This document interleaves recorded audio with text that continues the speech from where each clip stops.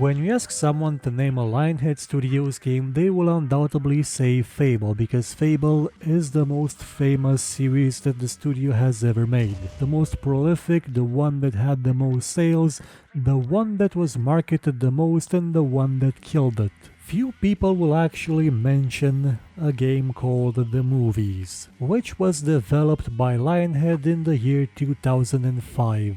11 years ago. Well, 11 years minus a few months because it was November. Do you remember the time when people would release tycoon games in November? Do you remember the time when people would release tycoon games in general? Probably not. The Movies is a tycoon game, as you may have ascertained, but it's also a special kind of game that is part of a certain group of titles, ones that were released too soon. And I don't mean released too soon because it had too many bugs in it and could have used more QA, more patching. No. Not that kind of released too soon. Not the every game Joe would release in its final years type of too soon, but another kind. The kind you would see in games like System Shock. That game was released too soon, not only because it was contemporary with Doom 2, but also because the first version of it was on floppy disks, and on those disks you couldn't fit the audio, the voices. And a lot of people missed out on those. And The Movies was a game that was released too soon, but not because of any technical issue. It was good just the way it was. As a game, it is solid, fantastic even, I love it. I would really enjoy playing it more if I actually had the time to do so. The Movies was released too soon from a cultural standpoint. Do you know what else happened in 2005? Actually, I believe in November 2005. A startup called YouTube received a few $1 million in funding in order to help it expand and become a better service. A year later, it would become actually a very popular service to upload videos. And in that time, The Movies did receive an expansion. And do you know what that expansion didn't do? Because it couldn't? It didn't add any sort of YouTube integration. At that time, YouTube wasn't the behemoth we see now that has integration in just about everything. It had integration in Grid 2. I could upload my sick power slides right onto the web. But that was quite recently. In 2005 and 2006, hell, any time before 2009, I guess, YouTube wasn't as huge for gaming as it is, well, now. And therefore, The Movies, this precise game that could have benefited the most from something like YouTube, never got a chance to take advantage of it properly. Now a sequel could have. A sequel made somewhere around 2007 to 2009 could have used this system perfectly, but that sequel was impossible to make. The Movies was published by Activision, and by 2006, Lionhead would become the studio that brought you Fable and nothing else. It was a Microsoft company, no longer able to work on projects for other publishers like Activision. So,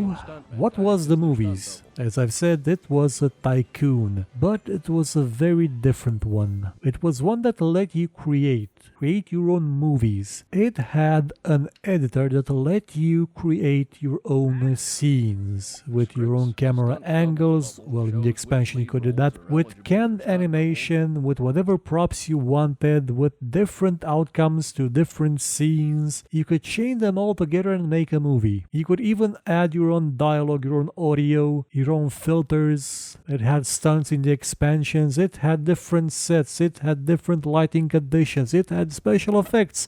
This game had it all. And most importantly, it was dead simple to use. Now, you couldn't manipulate the animations of the characters. You couldn't make them do exactly what you wanted, exactly the way you wanted. You had those canned animations. So you couldn't actually do, in theory, something as complex as you can in Source Filmmaker. But whereas Source Filmmaker takes you a few weeks to learn to actually properly use, this one took you 5 minutes. And in that time you already had a movie out. Not a long one, but you had a movie. And the variety of those sequences was downright amazing. You had stuff for horror movies, sci-fi, action movies, comedies. You had just about everything you wanted to make a movie. You could edit it the way you wanted it. You could give it titles. You could give it your own audio, your own voice, voicing each character. You could have more people voicing characters. You could have an actual movie. And then you could render that out in the Windows Media Video format and post it online for other people to see. Or if they had the game, you could just give them the movie file, which was only a few kilos. Not the 30 or 40 or maybe even 100 megabytes that the maximum quality renderer could actually put out.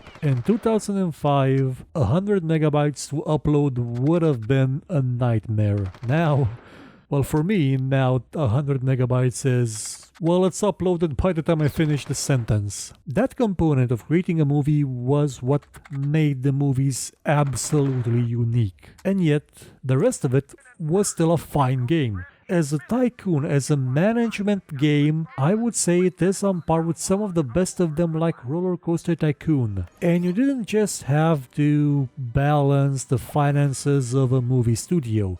You also had to balance to manage your stars because they tended to go a bit nuts if you worked them too hard. They could become alcoholics, you had to send them to rehab, they would fight with each other.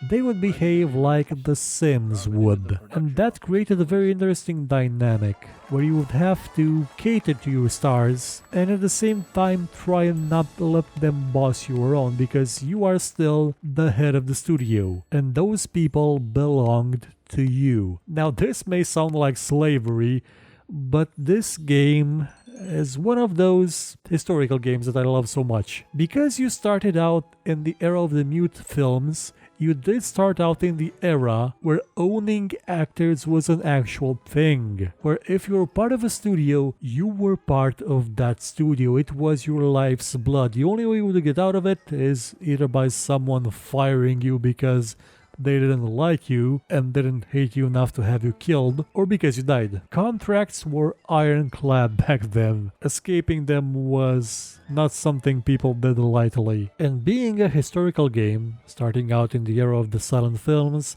it let you understand how movies evolved. It let you see and experience from where they started to where they ended up. You started from humble beginnings with cameras that were basically awful, they shot very bad video, you didn't have any sound, you mainly had slapstick comedies, and then you evolved to very janky, bizarre, kooky sci-fi sets and westerns and monster movies. And technology would get better and better every year. It would unlock new possibilities for you. You would unlock new ways to promote your movies. You had PR, you had marketing, you had press tours, you had television interviews.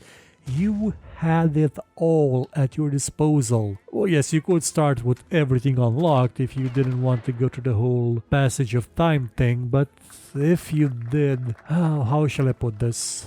Games that let you experience history as it happened, or approximately as it happened, hold a special place for me, because those people went through the effort to actually try and teach you history, to actually try and teach you about a subject and show it to you as it evolved. In this aspect, you could call the movies an educational game. Well, no, not just in this aspect.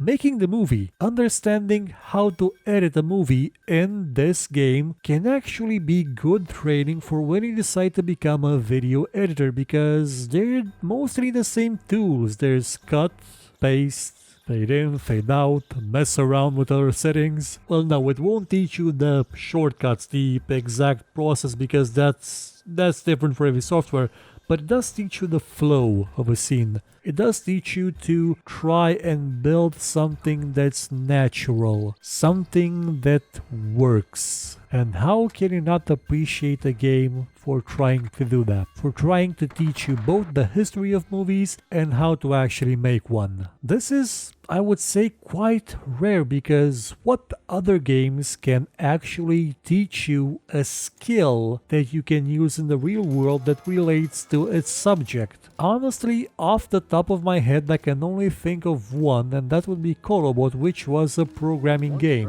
where you could program robots to do various tasks instead of having your character do them manually. And that game taught you programming, a very useful skill to have. This game taught you video editing, and yet they were both games, both very good games. What other games do this, I wonder? Boy, that sure sounds like a good subject for next week's gaming cult. I'd love to tell you to just go out and buy the movies because it's probably on GOG for $9 or $10, but it's not. It used to be on Steam. I believe it was removed because the options in the menus would no longer work. Well, some of them, because they were tied to an online service which Lionhead had set up for the distribution of videos, which isn't available anymore because they didn't use YouTube, because YouTube wasn't real that great back then, and I believe that's why it was removed, though I'm not sure. That's what I read on Steam forums, based on what the public thought, and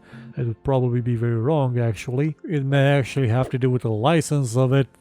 Maybe they split it between Lionhead and Activision and Microsoft, and something exploded. So you can't actually buy it unless you're on a Mac. I have no idea. Maybe it's to reinforce that stereotype that, well, you have a Mac, it's probably the best thing ever for video editing.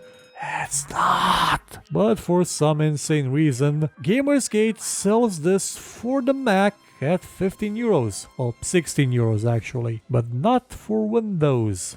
Not for Windows or Linux. And that's a shame. That's a crying shame. But if you do find it on some weird, obscure corner of the internet that we don't talk about, play it. If you're a fan of movies, play it. If you're a fan of history, play it. If you're not at all interested in movies or history, still play it, because you just may end up learning something.